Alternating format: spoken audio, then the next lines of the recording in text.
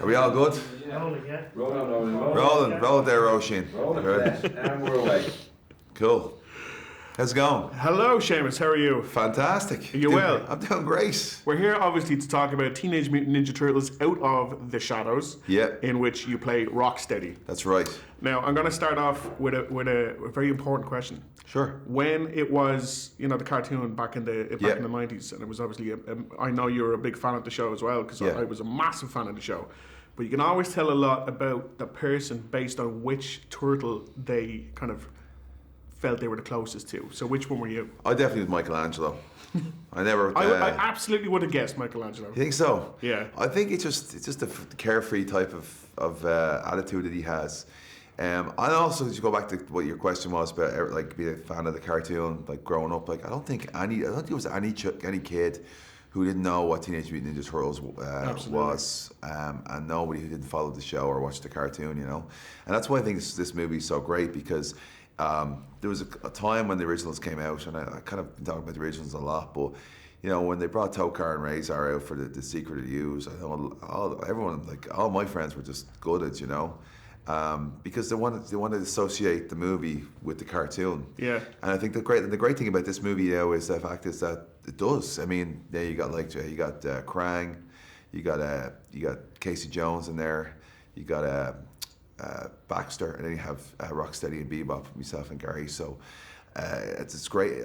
Literally all the characters have come to life now on the big screen, and like to play a character like that for me is just unbelievable. Like especially something you watch growing up and you're so familiar. For me, like when those characters came on screen, it was the comedy hour. They were the comedy relief. It was the fun part of the Turtles, The four brothers had their own issues going on. They all had their own unique identities. But when like Rocksteady and Bebop came on, it was just going to be a fun situation that they're going to get themselves into. They're going to wreck Shredder's head, and they're just going to cause a lot of bleeding problems for everybody. It's just that's the fun part about those two. Now, Michael Bay is a producer on this, and it feels like he's getting he's got a love affair now with the Irish, because he had Jack Rayner in his Transformers film, and now he has you in this one. Can you tell us a little bit about the casting process? Well, I'll tell you something first. So Jack Rayner, who did Transformers, I didn't know this, but when I went to the States, I have a house in Cabra, and Tara O'Grady, his ma, was the one was looking after. It was the property. I had a property management company, and she took care of me gaff. So I'll just tell you how small the world is. You know what I mean? But the casting process was it was pretty intense. I'm not gonna lie. Like when I heard about it, I was pumped. You know what I mean? I couldn't believe I'm gonna get a chance to do this. At the same time, though, like I knew there was gonna be a lot of people going for it, so I just I wasn't really sure how that would go, but. I went in there, gave me best, spiked me hair, the mohawk I had up here in a rhino horn, and then wore a tight tank top, and the combats, kind of like playing off the cartoon, I didn't hear anything back, and then I waited, and I was like, that stage I was thinking, okay, someone else has got it. Then out of the blue, I get a phone call. This stage I got beads hanging out of my beard for this new Sheamus character. And then all of a sudden I got to do it again. Then I get a call, said Michael Bay, not showing this to Michael Bay, you got beads hanging out of your beard, take them out and just do something else, because Michael was just, just to be very specific about the character. So I literally did it in the back room there in the arena in Germany. Like I literally shot on my iPhone a couple of the scenes, sent it in, and then by the time I finished the tour, I got invited to New York to meet Andrew Form and Andre Nemec, and then then he sat down and they showed me all these things. This is great. They're showing me around. They showed me the Bebop, the Rocksteady. This is who you be, And I was thinking, this is great. Like I hope I get this role. And then I walked out and they're like, I said to the girl that brought me up, I says, I hope we get the role. This is amazing. She's like, you did get the role. I was like, what? I was like, yeah, they didn't just walk you around the whole office for an hour. It's for the fun of it. I just couldn't believe it. It's just amazing. And then we started shooting about, I don't know, April, May or June, and I was bouncing back and forth from Raw and WWE, and it was so much fun. Yourself and Gary Anthony Williams, who plays Bebop, amazing chemistry. I thought the two of you were so funny together, and I read that even the director said that the two of you wanted to record it like your ADR, like the lines you record afterwards, you wanted to record them together as well.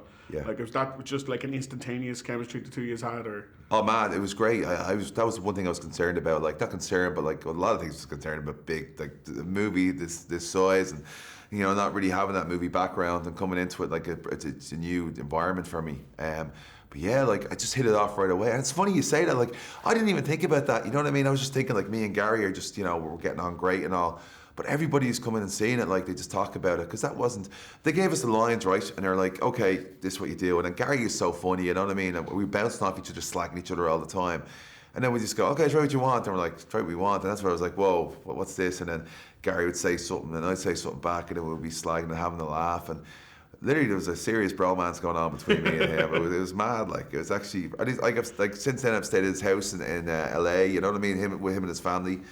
His wife and son, like that they're the best, like, and I've stayed over there. They've helped me with a lot of different things, and anytime in LA now, you know, we always hang out. Like he's come to a couple of WWE shows, so it's definitely like I've got a friend for life there, you know, and so is he. So I had a lot of fun doing this. I know this is kind of an introduction to a lot of new characters and Bebop and Rocksteady, but I think people are gonna leave looking for more. Like I say to Gary, yo, it'd be great if we got our own movie. You know what I mean? Now we could really cause some chaos. You know what I'm saying?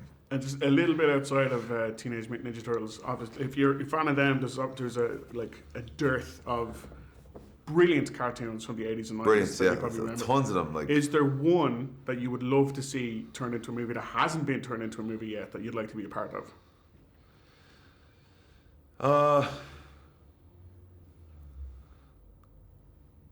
I like the one where Baxter becomes the Fly. You know, I think that was pretty cool, because I wasn't really familiar with, like, the Baxter character came on. I wasn't as a kid watching, wasn't too familiar with the comics on that thing. But I definitely like to see that. I think I just rather see like a lot more like action, a lot more.